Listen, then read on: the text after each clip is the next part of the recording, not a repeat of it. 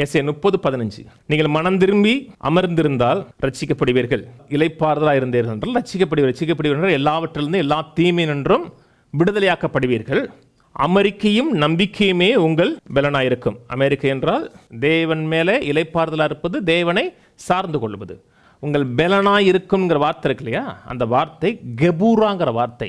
அந்த கெபூராங்கிற வார்த்தையில் தான் கிபருங்கிற வார்த்தை வருது. ஸ்ட்ராங் மேன் சொல்கிறோம் இல்லையா, மனுஷனோட ஆயுசு நாட்கள் 70, பலத்தின் மிகுதியினால் 80 இருக்கு இல்லையா, அந்த பலன்கிற வார்த்தை கெபூரா. எது பலன்? ரெஸ்ட்டும் ட்ரஸ்டும் நம்முடைய பலன். தேவன் என்ன செய்து முடித்தார் என்பதை இளைப்பாரி அதை சார்ந்து கொண்டிருப்பது நம்முடைய ஸ்ட்ரென்த். அந்த ஸ்ட்ரென்த் பெருகுச்சுன்னா ஆயுசு நாட்கள் பெருகுங்கிறார். அவர்கள் நியாய தீர்ப்பின் கீழே வாழ்ந்த மக்களுங்க. ஒரு நியாய தீர்ப்பின் கீழே வாழ்ந்த மக்களுக்கு சொல்லப்பட்டிருக்கிறது, தேவன் மேல சார்ந்திருந்தேன் என்றால் ஆயுசு நாட்கள் கூட்டப்படும் இருக்கு. இன்னைக்கு நம்முடைய ஆயுசு நாட்கள் நாம் திருப்தியாகிற வரை இருக்கலாங்கிறாரு. நீங்க உள்ள இளைப்பாறுதலா இருக்கீங்க, தேவன் செய்த அந்த முற்றுப்பெற்ற செயலின் மேல நம்பிக்கையா இருக்கிறீர்கள் என்றால் அது நமக்கு ஸ்ட்ரென்த்.